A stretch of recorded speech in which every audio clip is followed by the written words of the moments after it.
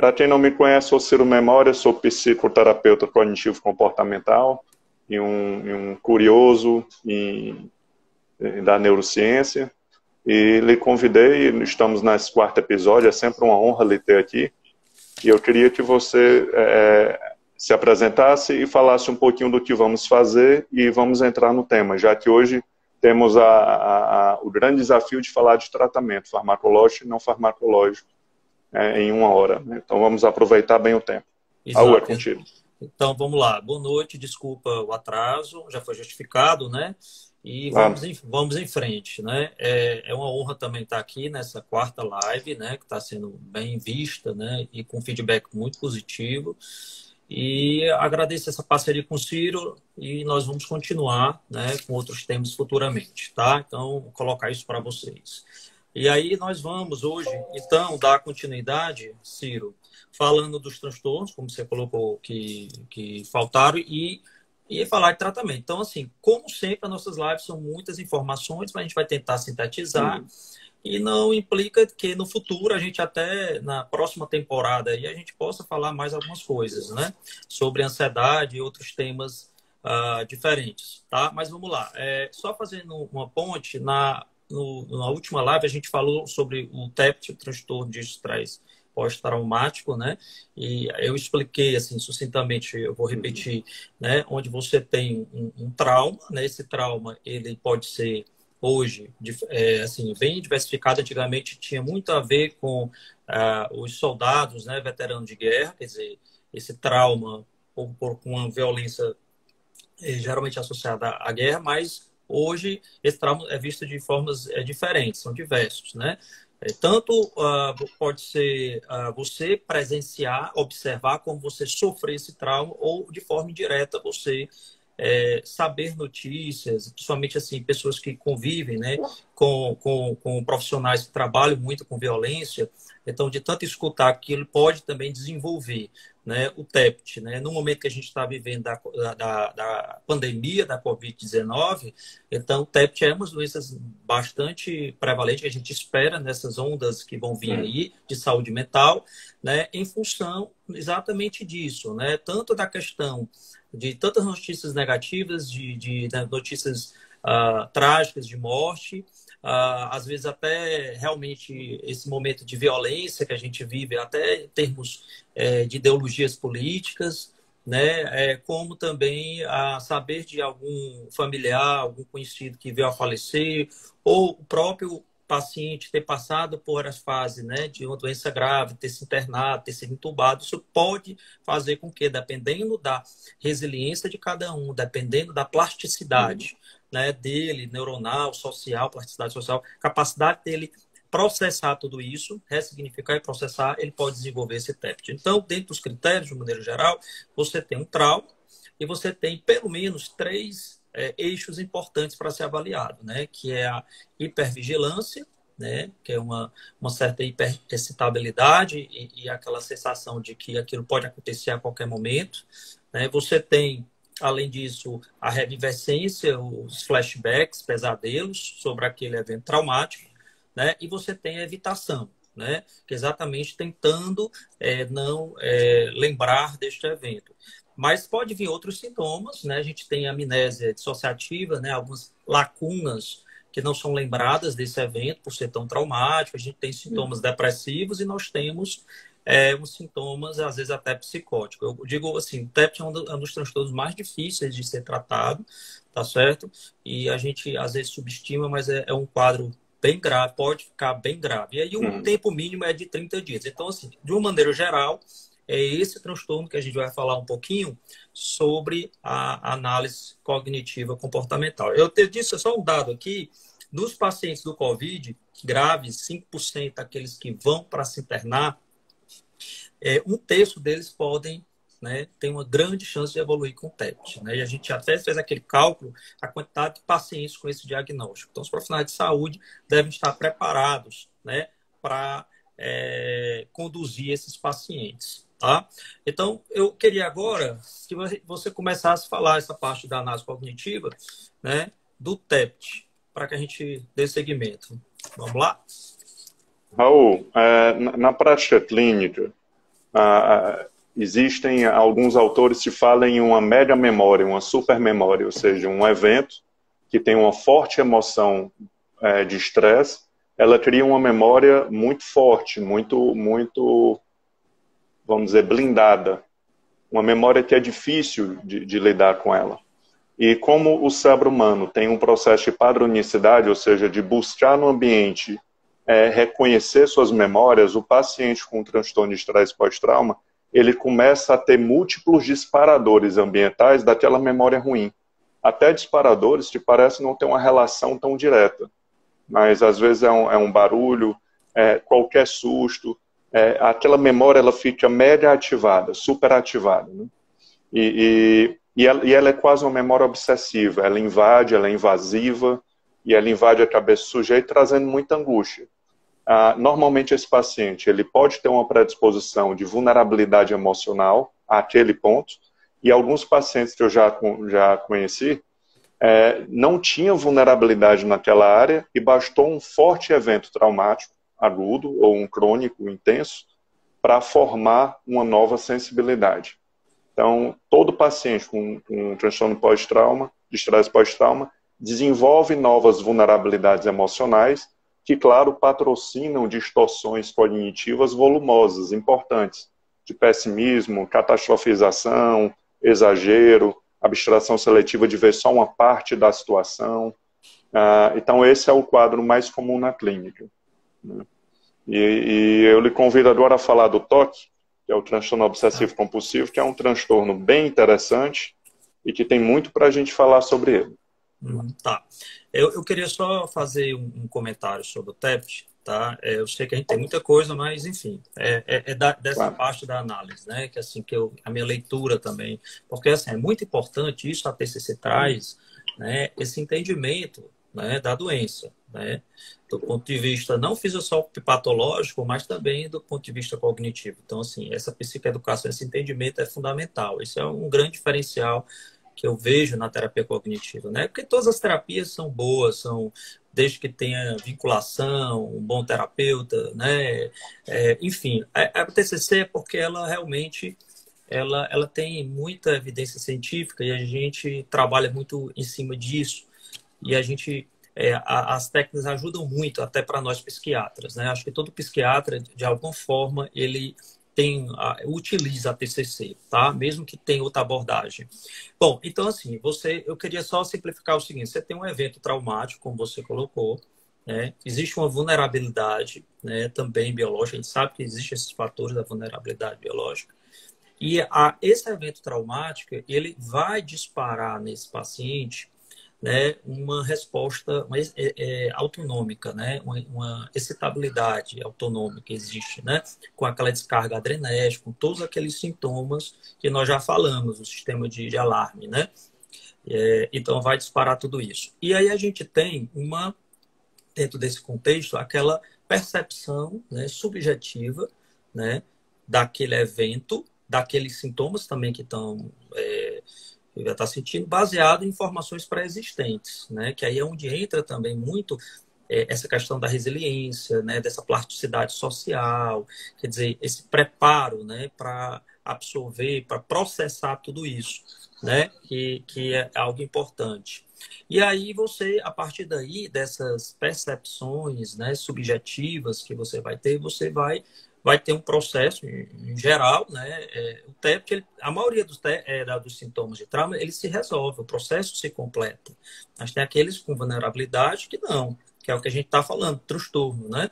Então, aí você tem um processo aí, portanto, que evolui para uma hipervigilância, né? Quando você tem esse processo de percepção subjetiva, né? Distorcida, então você tem um processo de hipervigilância, que é exatamente essa atenção voltada, né, para os eventos ameaçadores, que aí entra notícias, né, situações, né, que possam lembrar. Então, a pessoa fica super hipervigilante, tem essa característica que nós falamos, né, que qualquer hora pode acontecer. E isso vai levar, né, também, logicamente, a aumento de ansiedade.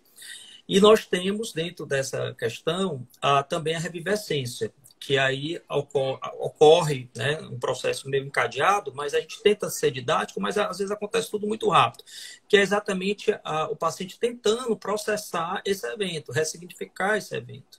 Ele pode conseguir ou não, né? Se conseguir, ok, é um sucesso, mas ele não conseguindo, essa revivescência, que é exatamente esses flashbacks, vai gerar ansiedade, desconforto e vai levar esse comportamento evitativo, que é exatamente a esquiva, né? De você evitar lembrar, de você evitar situações que possam lembrar, que aquilo é muito doloroso, a pessoa não conseguiu processar tudo isso, essas informações. E aí, evidentemente, a esquiva leva esse comportamento evitativo. Então, assim, é um processo muito disfuncional, extremamente doloroso, né? E eu dou ênfase a essa questão, explicando tudo isso para que as pessoas possam entender e logicamente, saber conduzir melhor, tá? Então, só queria fechar um pouquinho, complementando o que você falou, mas vamos para o TOC, né? O TOC, o transtorno obsessivo compulsivo, como eu falei, ele no DSM atual, ele entra em outra categoria, não dos transtornos ansiosos, ligado a uma compulsividade, impulsividade, embora ele tenha um componente ocioso muito importante, né? A etiologia do TOC, assim, a maioria a gente sabe que é multifatorial, mas tem, lógico, a questão genética, hereditária, e assim, o TOC, ele muitas vezes, ele vai começar também na infância, é claro que a fase adulta, né? Adulta, adolescente adulta, você tem um aumento, mas assim, ele começa na infância. Quanto mais cedo na infância, né? E homem particularmente, o TOC é mais grave, tem que ser mais resistente, quanto mais precoce, né? E ele atinge ali 2, 3% da população. Agora é interessante porque, assim, Ciro, as manias que a gente chama são comuns, todos nós temos essas manias e são, até através delas você consegue ser mais organizado, ter mais atenção. O problema é quando essas manias realmente elas tornam, né, tomam um caráter patológico, um prejuízo, e aí sim, que a gente vai se deparar com esse sofrimento.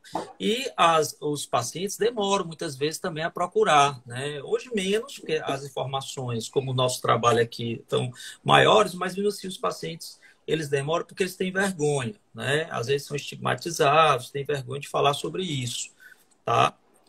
E aí vão dar esse diagnóstico muito tempo depois. Então, essa é uma coisa que eu queria pontuar. E o TOC, portanto, ele é caracterizado por quê? Esse, né, transtorno obsessivo compulsivo.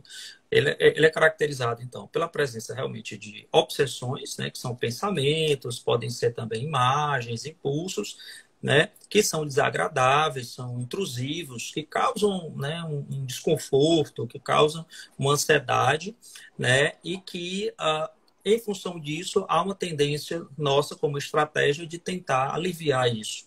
E aí vem os rituais, vem as compulsões, que aí são diversas. As principais obsessões, né, são de limpeza, contaminação, que é bem conhecida, organização, simetria, checagem, e umas que são bem assim impactantes, né, são aquelas meio assim proibidas, aquelas bem atípicas, né, tipo de cunho religioso ou sexual, né? E são que assusta muito, né? Às vezes de agressão também, né? Aquelas de agressão, de achar que vai agredir alguém com a faca, né? E aí, muitas vezes o paciente, ele esconde todas as facas, coloca algum protetorzinho na ponta da faca, então são mecanismos compensatórios. Então, assim, de uma maneira geral, é isso. E você tem um tempo mínimo de 1 hora de gasto com isso. É importante colocar, né? Quer dizer, pelo menos 1 hora por dia gasto com isso e um prejuízo funcional, um prejuízo que a gente valora, um sofrimento psíquico grande. Então, essas são, assim, basicamente é isso a questão TOC. O TOC tem muitas comorbidades, né? 70% em torno do TOC vem com muita comorbidade, depressão, a própria ansiedade. Então, é um transtorno bem interessante. Inclusive, lá na neurobiologia eu expliquei lá que ela está no outro circuito, né? Um outro circuito diferente um pouco dos transtornos de ansiedade. Bom, para começar, é isso que eu queria apresentar do TOC. Acho que a gente pode falar aqui um pouco sobre a questão da análise, né? Funcional, cognitivo, comportamental. Vamos lá? Na prática, Raul, Eu não sei você, mas a média que eu vejo são as pessoas demorarem no mínimo 10 anos para procurar um tratamento especializado. Quer dizer, ninguém chega na clínica com um toque recente. Só um novo toque recente. Né? O toque ele é um problema muito cíclico. Parece ter uma época do ano que ele piora, depois ele melhora, e dá uma falsa sensação para a pessoa que tem toque de que ela tem algum controle ou que aquilo está melhorando. Então, às vezes, você vê uma pessoa vivendo o luto de uma morte, o toque cede, e ela diz, pelo menos teve esse lado bom de estar vivendo isso, o toque sumiu. Aí, não, ele tende a voltar. Infelizmente, ele não melhora assim, né? Então, ele não tem um início agudo. Normalmente, o toque ele é cronificado. Ele começa lá atrás com algumas manias e superstições, como se fosse um filhote, né? Se brinca ali de superstição. E assim como acontece com o álcool, né, você começa ao pouquinho, curtindo aquilo, e a própria dessensibilização vai fazendo você precisar cada vez de mais rituais para ter o mesmo efeito de alívio, né, de aliviar aquela incerteza. Então, como o cérebro respeita muito a crença, se eu acredito que fazendo tal coisa, que é o ritual, tal desgraça não acontecerá, eu vou sentir um alívio. E é isso que movimenta o toque. Então, o toque ele deixa de ser filhote e começa a tornar a vida do sujeito um transtorno ou disfuncional. Tem também dois tipos de paciente, que é o toque, eu chamo de um toque parasita, né? É aquela pessoa que é muito funcional, tem um toque e ninguém sabe. É um toque que ele é muito particular do sujeito, então é até mais fácil de tratar.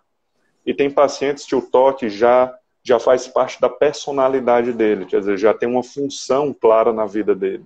Já é uma novela na vida dele, que ele sofre muito, mas de alguma forma é mais difícil de tratar esse toque, já está dentro do sistema da memória dele.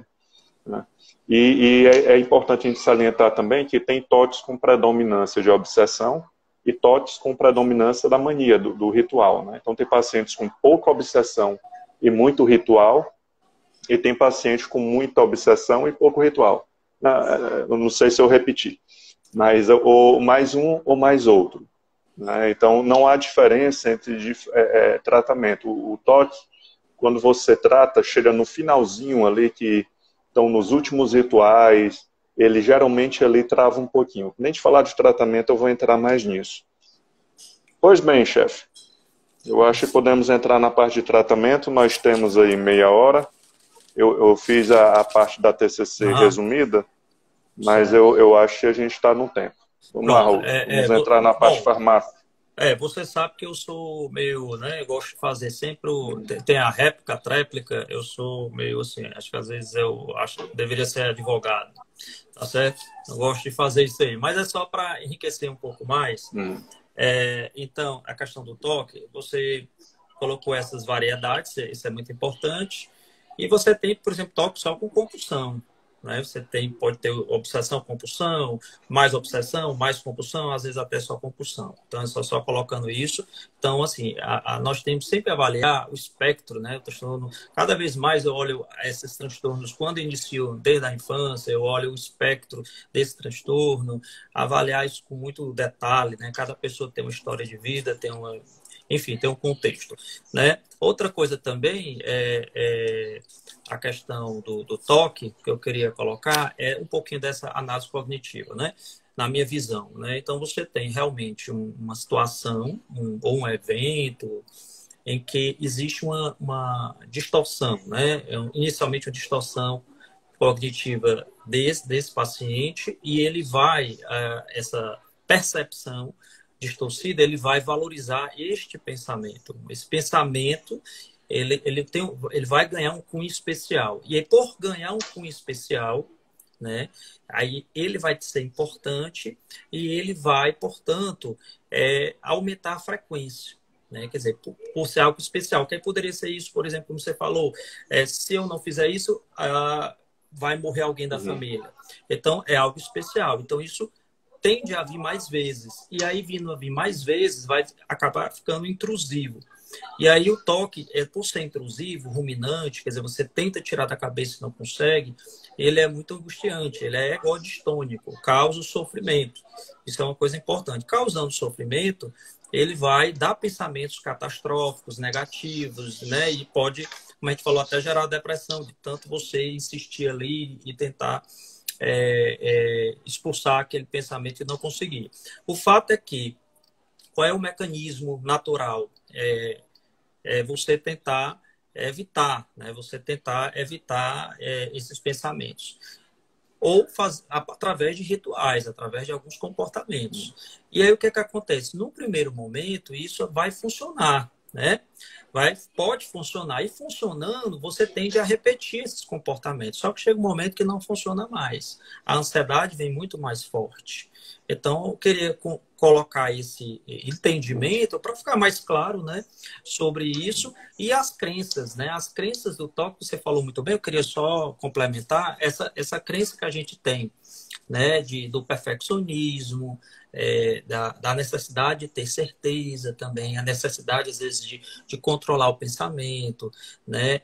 A questão do poder do pensamento. Então, o toque muitas vezes acha, né, o paciente, no caso, né, que o pensamento tem um poder, né, que vai acontecer, então superestima muitas coisas, inclusive o pensamento. Na verdade, aquilo que você pensa não necessariamente é o que você acha que é, ou você vai fazer aquilo, né? Mas ele realmente subestima esse poder do pensamento. E muita crença de responsabilidade. Então, assim, às vezes você vê até aquelas crianças super responsáveis, toda organizadinha, o pai e a mãe acham lindo, né? Perfeito, aquele filho todo educado, todo organizado, muito responsável. Às vezes por trás tem já ali, né, surgindo ali um embriãozinho do toque, né? Então ficar atento um pouco a isso. Queria colocar isso e vamos para o tratamento, né? Raul, só para falar do que a gente encontra muito na clínica, é muito comum toque de estudo, né? Estudante de concurso, residência, que tem rituais de estudo, de ler 2 vezes a mesma página, que aí são toques mais leves, ligados à competência, ao resultado, né? O toque religioso eu vejo muito em mulheres, eu acho mais comum em mulheres, em relação ao pecado, a ser punido por Deus. No homem eu consigo ver mais esse medo do diabo, né? Pelo menos assim, durante esses anos, foi algo que eu vi mais. Mas o toque é isso, é uma dificuldade que a pessoa tem em alguma área de se livrar ou de achar que aquele pensamento é bobo. Ele acha que ele é o que ele pensa, muitas vezes. Então, se eu penso algo, deve ter um sentido. Eu tenho que entender qual é esse sentido. E tenho que deixar ele muito bem resolvido na minha cabeça. Então, existe uma super atenção dada a esse assunto, e é um assunto que acaba se fortificando por essa super atenção, essa importância, como você bem falou, né? Perfeito. Pois bem, chefe, vamos entrar no tratamento. Bom, o que faltar a gente fala depois. A gente vai lembrando algumas coisas, tipo assim, o toque ele é egodistônico, então causa desconforto e às vezes a pessoa acha que está enlouquecendo, né? É muito comum o paciente ir, né, achar que está enlouquecendo, principalmente quando é esse contexto mais sexual. Então é muito mas assim, o fato com isso já é um bom sinal, porque uns pacientes psicóticos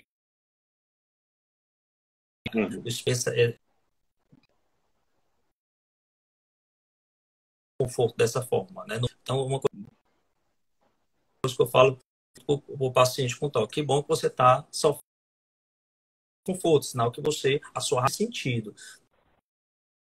Tá? E existem os toques com sintomas psicóticos graves, né? São as gravidades. Eu falei no caso muito mais cedo começar.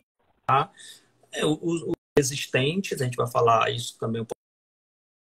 E com insight, né? Que é isso que o paciente percebe, né? Que a coisa não está legal, que é desconfortável, e tem aqueles com insight pobre ou sem insight, que é aquele em que o paciente não percebe, né,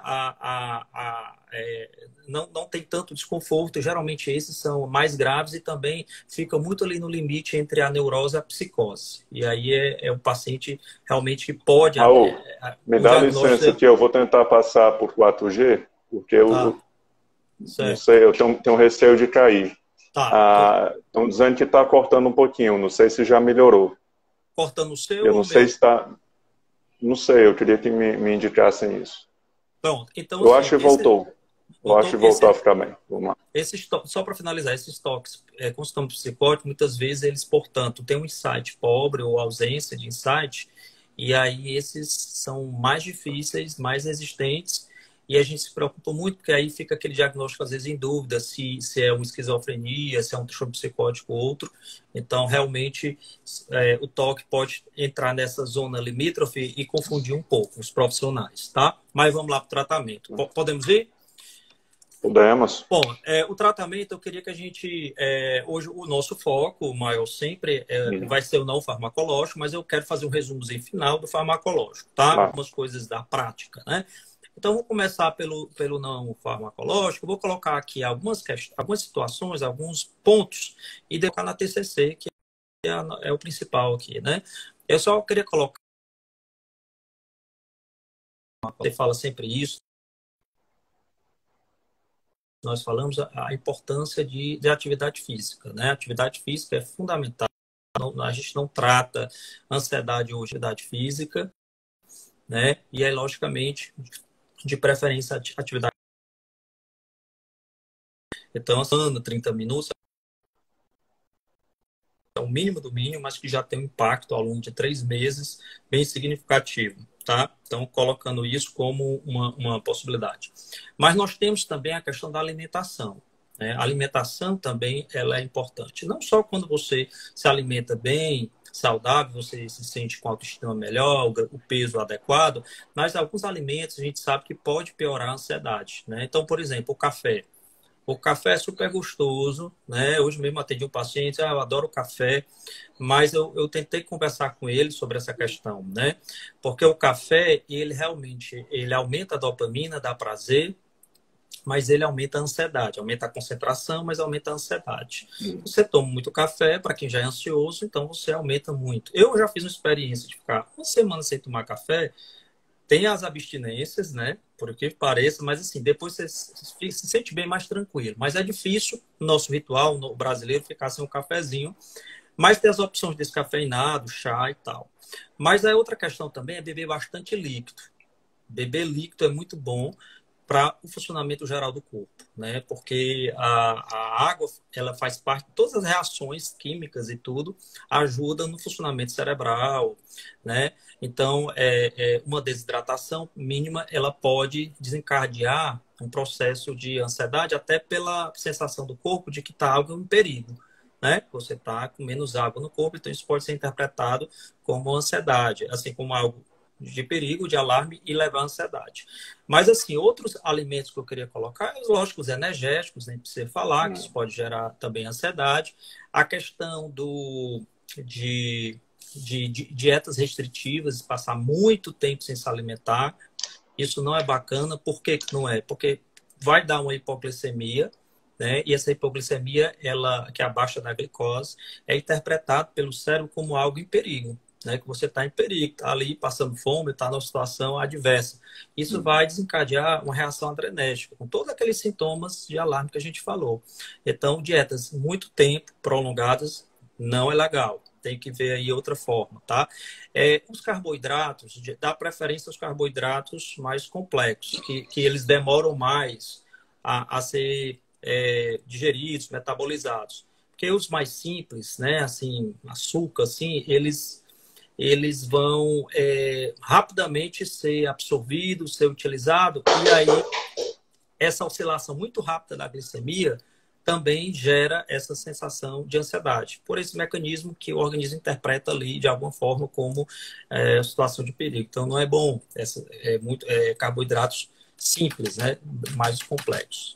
Bom, outra coisa também que a gente tem hoje na alimentação, ainda tem estudos muito interessante, são os probióticos, né? Lactobacilos e augustos. Hoje a gente já sabe que o intestino, certo? 90% ou mais, 95% dos receptores de serotonina, que nós vamos ver que tem a ver com a questão da ansiedade, depressão, estão no sistema digestivo, né? Então, a gente sabe disso. E aí, há muitos estudos hoje utilizando probióticos como um tratamento auxiliar para melhorar essa questão da ansiedade. né? Alguns outros alimentos também podem ajudar, né? E a gente tem aí a questão do magnésio, que vai ter nas verduras verdes, espinafre principalmente, né? Algumas outras, tipo zinco, que a gente vai ter também, que melhora o funcionamento cerebral, vai ter lá na castanha de caju, na gema de ovo, e a gente vai ter também, além do ômega 3 também ajudando aí, mas assim, tudo isso tem que ser passado por médico, tá? Não é tomar assim, chegar e comprar sem saber as dosagens adequadas, né? São coisas que vão ajudar. Então, querer colocar a alimentação. Outras práticas, além da TCC, que é a que tem evidência científica, a gente tem o Mindfulness, se você quiser falar melhor sobre ele, né? Que você tem essa técnica baseada, né? Uma meditação, é uma espécie de meditação, né? Mas tem um cunho científico, porque tem umas etapas a seguirem, a ser seguidas, e ela é bem eficiente, sim, tá? Hoje tem alguns colegas da cidade que fazem, eu acho que já fez até uma live com o Átila, né? Sempre estou encaminhando para ele. Então, ela tem, não só para ansiedade, para outros transtornos, ela tem uma evidência científica. É interessante o Mindfulness. Mas nós temos também, tá? Outras terapias em geral vão funcionar, evidentemente, o yoga, técnicas de relaxamento, né? Eu digo tudo que vier para ajudar, para agregar, é importante. E a TCC, né? Que você vai falar para mim, assim, vai começar a falar um pouco da TCC como a principal terapia, pelo menos de evidência científica, para os transtornos ansiosos. Lembrei só também da estimulação magnética transcraniana, que tem algumas evidências, assim, que é aprovada pelo Conselho, não assim para ansiedade, mas a gente sabe que existe nas práticas algumas melhoras, mas o que é essa estimulação magnética transcraniana é algo mais específico, né? A gente iria sugerir para aqueles pacientes que não podem tomar medicação ou não querem de jeito nenhum, mas é uma outra opção dentre muitas que tem, tá? É isso. Eu vou agora esperar você falar do TCC, a gente complementar, e aí depois eu vou fazer uma síntese sobre e a aí medicação. Você finaliza.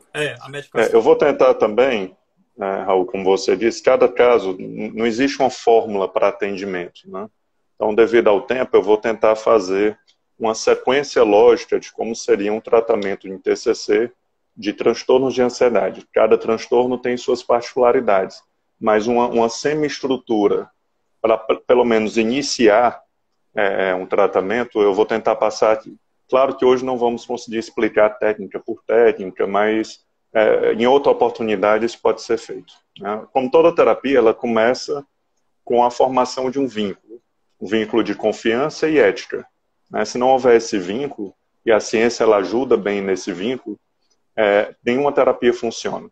Então, construir o vínculo, falar sobre a psicoterapia, como funciona, a importância da psicoeducação, que é a base da TCC, não tem como a gente fugir disso, identificar quais são as percepções do sujeito sobre o que está acontecendo com ele, né? Porque na TCC as percepções do sujeito valem tão ou mais importante do que os fatos em si, né? Então, você pode conseguir essas percepções através da entrevista, da sessão, ou eu uso formulários digitais pré-consulta, ou seja, eu já entro na primeira consulta com algumas respostas que agiliza bem o processo da primeira consulta, né?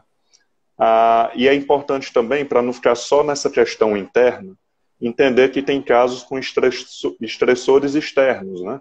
Coisas que acontecem externamente ao sujeito, que tem uma participação no que ele está sofrendo. Então, não é só uma questão interna de distorção ou sensibilidade. Não deve ser também negligenciado o estudo dos fatores externos. E aí, o mais importante da psicoeducação é iniciar explicando para o paciente qual a diferença do modelo causalista, ou seja, que fala que a situação me causa reações, e trazer para o modelo cognitivo de que entre a situação e a reação do sujeito tem a percepção dele sobre a situação, ou seja, uma percepção imediata, um primeiro pensamento, o pensamento automático que ele tem diante daquela situação, que pode ser uma lembrança, pode ser uma previsão, pode ser uma imagem, pode ser o que for. Então, quem vai modular a emoção do sujeito e quem vai direcionar a sua reação não é o fato em si, mas o que ele pensou na hora sobre o fato.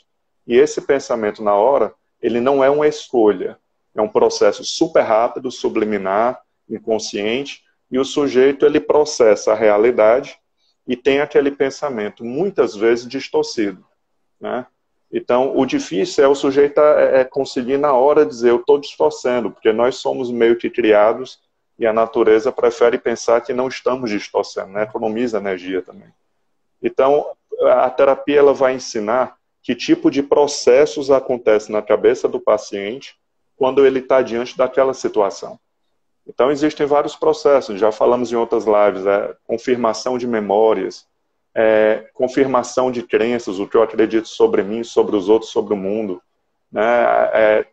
Proteger as áreas mais vulneráveis emocionalmente, as sensibilidades, atender a evolução da espécie, os princípios evolutivos, atender aos instintos humanos, que tem uma live minha só de maturidade dos instintos, né?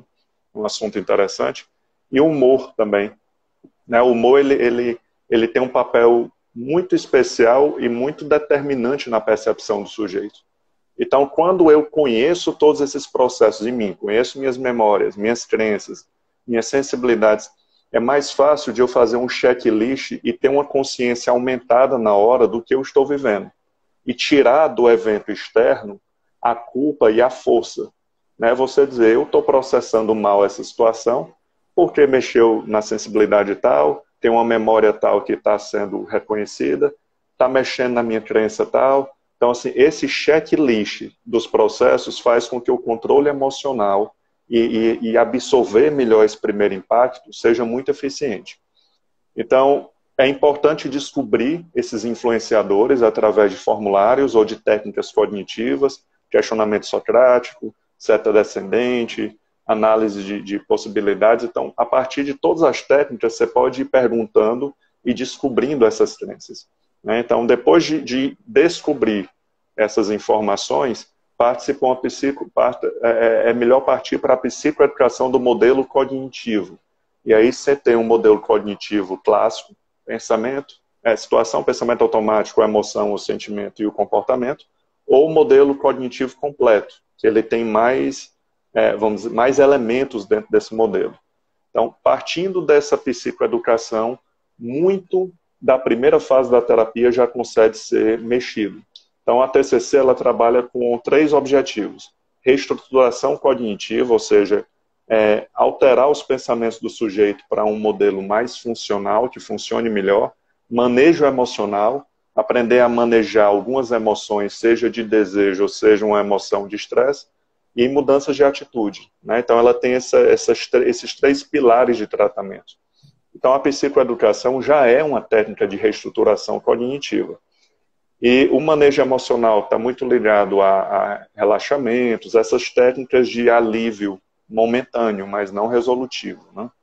As técnicas cognitivas mais clássicas são registro de pensamento, análise de vantagem e desvantagem, análise de evidências daquela sua crença, pensar em novas possibilidades para a mesma situação, ou seja, além do seu primeiro pensamento, o que mais poderia ser. E aí, depois disso tudo, algo resta, porque às vezes mudar o que a pessoa pensa e ela decidir mudar, não necessariamente muda o padrão no cérebro, ou seja, o cérebro continua repetindo aquele padrão como um hábito. E aí entra as técnicas comportamentais, treino de habilidade social, treino de assertividade, inundação, exposição gradual, hierarquizada, se for para essa linha mais de pensamento, supressão cognitiva junto com distração, a autoinstrução, que é essa ordem direta e bruta que nós damos para si mesmo para resolver aquilo. Então, são inúmeras técnicas. Então, cada caso, você, como profissional, tem que analisar o caso de forma específica e escolher para aquele paciente o que é melhor. Depois de tudo isso ser feito, se começa a definir as mudanças. Então, definir uma mudança viável é tão importante quanto preparar o sujeito para ela. Porque, às vezes, o sujeito ele é bom de enfrentamento, mas ele define mal a luta. Ele cria lutas que estão além dele, né, que estão na mão do outro ou na mão do acaso. Então, construir mudanças viáveis e partir para cima com as estratégias e o apoio da terapia, de uma maneira muito bem planejada e que o paciente se sinta muito seguro. E depois que o paciente já está bem melhor, começa o afastamento dele, trabalhando a prevenção de recaída, ou seja, preparando ele para uma possível piora futura e o que ele deve fazer diante da volta do problema. Porque nós sabemos que os problemas podem ir, mas eles podem voltar.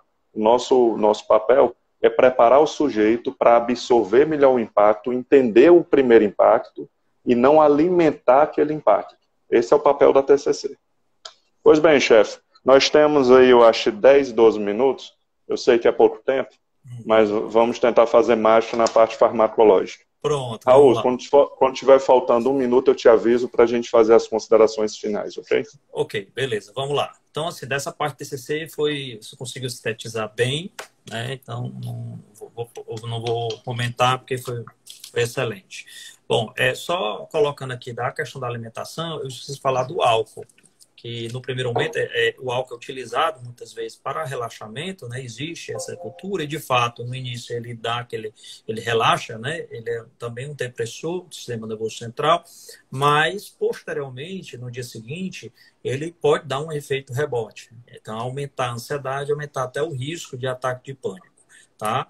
E além da questão, às vezes, da depressão. Então, assim, ter um pouco cuidado com a questão do álcool também, para a questão da ansiedade, tá? Bom, aí vamos lá, o transtorno farmacológico. Nós tínhamos falado em outras lives o seguinte, quando o transtorno ele é ansioso de maneira geral, ele é classificado como moderado, a partir de moderado a grave, moderado, ele já pode entrar a questão da medicação. Alguns pacientes que têm resistência, às vezes resistência, né, por questão mesmo cultural, estigmas e tal, às vezes a gente não começa, embora eu faça toda uma psicoeducação da importância, né, de juntar a medicação com a terapia. Mas, enfim, de moderado a grave teria essa indicação. Eu queria colocar que os transtornos psiquiátricos, de maneira geral, e os ansiosos não é diferente, são a grande maioria absoluta, né, são transtornos crônicos, né? Quer dizer, eles podem recorrer, então da importância do tratamento bem feito. Não se trata ansiedade, não se trata depressão, por exemplo, com 1 mês, 2 meses, né? Então as pessoas têm que entender que o tratamento leva um tempo para fazer toda essa reestruturação cognitiva, mudar o estilo de vida, leva um tempo para também, a nível cerebral, né, a medicação fazer todas as adaptações, né, de receptores, neurotransmissores, todas as novas conexões, então isso leva um tempo. Então tem que ter em mente isso, né? Às vezes a pessoa quer usar pouco tempo o remédio. De maneira geral, a gente vai tratar a ansiedade utilizando 2 tipos de medicamento. Um para alívio, né, que seria aquele medicamento para aliviar aquela angústia imediato. E aí é como se fosse o remédio para febre, né? Que você toma para baixar a febre. Mas se você só toma o paracetamol e a dipirona, você não vai tratar a infecção. Você vai ter que tomar o remédio para tratar a infecção. E no caso da ansiedade, mesmo da depressão, o remédio, o antibiótico nosso, vamos dizer assim, é o antidepressivo. O antidepressivo, portanto, ele é que vai tratar a doença de base. E aí ele começa a ser usado. Geralmente a gente começa com uma dose menor, né, assim, para poder ter essa adaptação melhor no organismo, mas lá na 4ª semana, em média, alguns pacientes um pouco antes, alguns pacientes um pouco depois, é que a gente vai ter uma resposta, tende a ter essa resposta satisfatória, que vai depender também de cada paciente. Tem paciente que tem metabolismo diferente, a resposta é diferente, a genética farmacológica é diferente. Então, a gente, para saber um pouco mais assim com exatidão, a gente teria que fazer o teste, né, a farmacogenética. Mesmo assim, não é uma coisa específica, mas dá um norte. Ou então, estudar um pouco a família, né? Pacientes que já tomaram medicamento X e deram certo, tem uma grande chance também de darem certo. Isso é muito importante. Não é o vizinho ter tomado antidepressivo X e aí esse é que é bom para mim. Não. Às vezes um pai que já teve depressão, que tem ansiedade, tomou um remédio, aí isso é uma informação valiosa.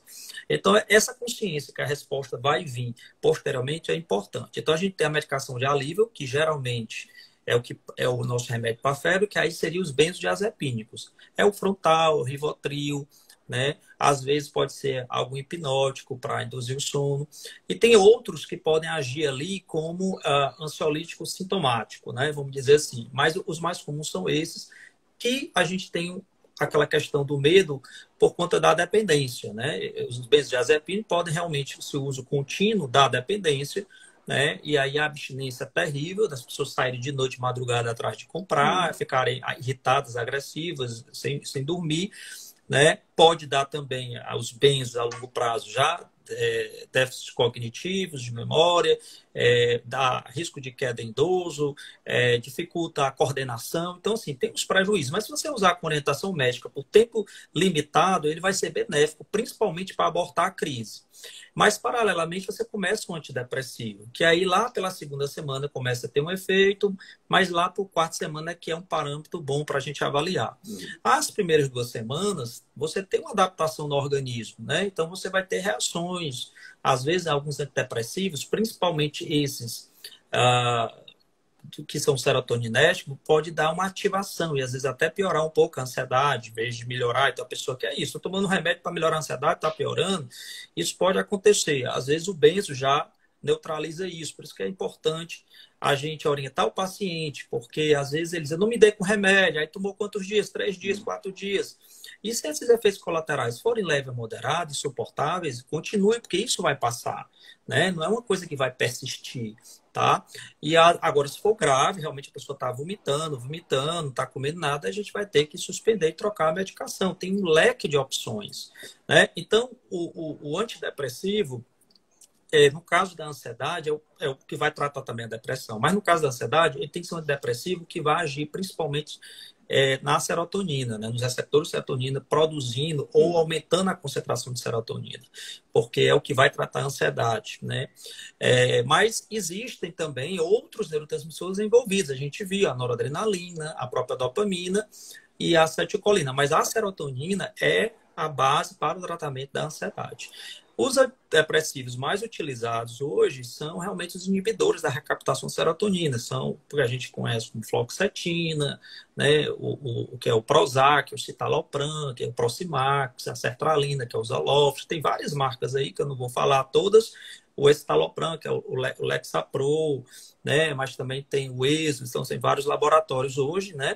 Esses são os inibidores, são geralmente os primeiros de escolha, né? A maioria deles são bastante serotoninérgicos, isso é bom. O problema do antidepressivo são os efeitos colaterais, né? Que aí, muitas vezes, hoje o paciente é exigente, né? No passado, as pessoas queriam ficar bem na depressão. Hoje, as pessoas querem, além de ficar bem da depressão, querem estar o máximo funcional possível do ponto de vista cognitivo e fisicamente bem. Não querem ganho de peso, não querem que mexa na libido. Então, a gente faz um jogo de cintura, mas existe. As evidências dos antidepressivos no tratamento são muito semelhantes. O que vai diferenciar, principalmente, logicamente, as comorbidades de cada um, as comorbidades clínicas de cada um, a idade de cada um, os efeitos colaterais possíveis do antidepressivo. É o que vai diferenciar para usar isso para um, isso para outro, né, para outra pessoa, né? Bom, aí, assim, o antidepressivo às vezes não funciona ali naquela dosagem inicial, precisa ser reavaliado. Então, você não pode dizer que o remédio não funcionou, porque na dosagem inicial não teve a resposta, precisa de ajuste. As pessoas precisam persistir, ter o segmento, o vínculo com o profissional. Cada vez que você muda de profissional, muda de tratamento, isso é péssimo, cria uma ideia muito negativa da medicação que pode ajudar. Tá? Então, na situação, lembrando de alívio, é o benzodiazepínico, que por pouco tempo, o antidepressivo, sim, vai demorar um tempo. Quanto tempo? Bom, no mínimo, 6 meses, mas o ideal é em torno de 1 ano, às vezes pode ser 2 anos, vai depender de muitos aspectos, dos sintomas, das remissões, do momento que você está vivendo, né? Mas, assim, a gente sabe que com a terapia, os dois juntos, a chance de sucesso terapêutico é muito maior e a chance do pós-remédio, você ficar mais tempo sem ter crise, sem ter recaída, é muito maior. Então, tem trabalhos mostrando isso.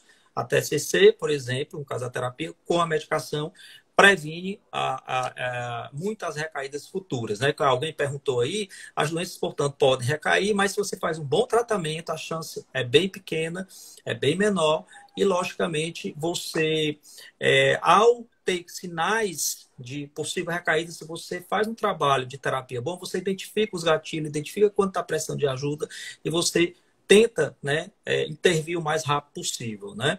Eu não sei quanto tempo tem aí. Quanto tempo? Acho que nós temos de 2 a 5 minutos. Nós Dois? começamos um pouquinho atrasado. Pronto, pronto. 2 a 5 minutos. Se Perfeito. quiser ir já fazendo um fechamento, aí eu Pronto, termino. pronto. Então, assim, de uma maneira geral, a gente também tem outros antidepressivos, né? Como, por exemplo, os triciclos, que são mais antigos, mas que também têm a sua importância, né? São a amitriptilina, clomipramina, né? A nortriptilina tem algumas importâncias, por exemplo, a clomipramina ainda é usado muito em alguns transtornos, porque ela é altamente serotoninérgica, muito bom para o toque refratário. Lembrar que a gente falou do toque, é um transtorno em que também o tratamento é longo e a resposta é mais demorada, a terapia é fundamental junto. Né? As doses, geralmente, dos medicamentos são doses maiores para poder a gente ter uma resposta boa e a resposta, às vezes, atrasa um pouco. Muitas vezes, a gente precisa associar medicamentos. Né? Quando os casos são graves e resistentes, a gente precisa associar, às vezes, 2 antidepressivos, às vezes um antidepressivo com um antipsicótico. Então, não estranhe, às vezes, né? Você vê lá o paciente usando 2, 3 medicamentos para ansiedade, sejam ansiedades mais graves, no caso, por exemplo, às vezes do TEPT, às vezes, por exemplo, do próprio toque. Então, cada caso é um caso. É importante explicar para o paciente por que está usando, né, as reações que isso ocasionou. Por exemplo, o antidepressivo. A gente falou assim, ele realmente, muitos podem estar ganhando de peso, mas tem uns que estão menos ganhando de peso. Então, a gente vai ter que avaliar a importância, o risco-benefício, a importância que cada paciente dá nesses aspectos, tá? A questão da libido. A gente sabe que os serotoninérgicos são os que dão mais problema de libido, né? Não que os outros não dão, né? Mas aí a gente tem uns que dão menos e tem uns que não, que realmente não dão alteração na libido, mas às vezes não é tão bom para a ansiedade. Então a gente tem que estudar cada caso de fato para poder a gente ter um sucesso, né? Fora tudo isso da medicação, eu queria colocar exatamente esse vínculo com o profissional, conversar. Não existe assim uma receita de bolo, né? Isso é importante. Cada paciente vai reagir de forma diferente, tem o seu próprio metabolismo, sua própria tolerância, resistência, tá? E aí assim é importante estar sempre um vínculo muito bom com o médico para poder resolver essas questões. O psicólogo, né, o terapeuta em geral, é fundamental, porque às vezes ele identifica já algum efeito colateral, ou corrige, ou explica, né? Então é importante que ele conheça um pouco sobre isso, tá? Para que a gente possa ter um sucesso maior do paciente. Eu acho que assim, como a gente está rápido, o grosso que eu queria colocar para vocês é isso, né? Às vezes, ansiedades muito graves, a gente usa antipsicótico também, como eu falei, né? Principalmente o TOC, TEPT, mas às vezes até quadros de ansiedade refratário grave, a gente pode utilizar, né? Em situações mais raras, tá bom? Basicamente é isso. Bom, Existem outras possibilidades, mas acho que o que tinha que ficar isso para vocês. Raul, antes da gente finalizar, assim, cada transtorno desse merecia um bom tempo para cada um, para falar de tratamentos específicos e tudo, mas o nosso tempo é esse e no futuro nós vamos ter outras lives, talvez falando especificamente sobre cada um, ou sobre humor, ou sobre outras categorias de transtornos, né? Chefe, estamos vivendo um momento em que muitos estão passando por isso, né? Então, hoje a sociedade ela busca muito resultado, ela sabe o que quer, mas ela não quer pagar a dor, ela não quer a dor daquela escolha. E isso vale para nós dois também, né? Há muitos pacientes, eu quero um psiquiatra que passe pouco remédio sem efeito colateral e que eu possa beber. Quer dizer, é muita exigência. O custo-benefício tem que valer a pena, ou seja, eu vou pagar um preço para não sentir aquela dor da depressão e com o tempo esse preço eu vou me acostumando, como nos acostumamos com pressão baixa ou seja o que for. Então, de maneira geral, os nutricionistas sofrem com isso, o personal trainer tem esse tipo de exigência, né, tem que ser rápido e sem dor. Então, todos os profissionais ligados à saúde estão recebendo essa pressão muito forte. E eu acho que psiquiatria e psicologia é uma profissão que você tem que ter tempo para se dedicar ao caso. Então, ou um psicólogo ou um psiquiatra que corre muito, tem muito paciente, e não tem tempo de explicar nada, nem o transtorno, nem a medicação, o tratamento eu não considero que seja muito eficiente. Tá? Então, são áreas que precisamos nos dedicar. Quando escolhemos essa área, estamos já escolhendo fim de semana conversar com o paciente ou responder a uma urgência, né? Mas são áreas bem importantes. Raul, mais uma vez, você é um profissional que você sabe que eu confio muito, é um profissional que tem todo o tempo por o caso e é bem dedicado. Queria agradecer mais uma vez nossa parceria, né? Foi ótimo, para mim é sempre muito bom lhe ouvir. E queria lhe deixar falar um pouquinho. Eu acho que nós temos 1 ou 2 minutos, tá bom? Raul, um abraço, obrigado e obrigado a todos. Vai ficar gravado no meu Instagram por 24 horas e depois vai para o canal Psicointeligência no YouTube, Spotify e podcast. Perfeito. Vamos lá. Eu sei que a gente fica trocando aí, né, elogios, mas é justo. O elogio com você é uma parceria realmente que funciona, né? E que isso sirva de exemplo para outros colegas, tá? E aí a questão, repetindo, a questão do tratamento farmacológico é muito importante, né? Quando ele é bem indicado, bem conduzido. É importante a gente explicar direitinho as coisas, porque às vezes você queima um remédio e o paciente nunca mais vai querer aquela medicação. Às vezes é um bom remédio, não foi usado adequadamente, não foi explicado os efeitos colaterais, não foi explicado toda a evolução do processo da própria doença. Aí quando chega com o psiquiatra, já passou por 7, 8 psiquiatras. Aí a gente vai ter que desmistificar tudo isso. 20 segundos, Raul. Desfazer tudo isso. Então, é isso, gente. Agradecer também a todos vocês que vêm participando e dando feedback positivo para a gente estimular a fazer outras que virão, né, Ciro? Com certeza. Esse é o nosso propósito, chefe. Ajudar e informar. Abraço a todos, obrigado e tenham uma boa noite. Até a próxima, em breve. Abração, até mais. Até a próxima. Tchau. Um abraço, tchau. Até mais, tchau.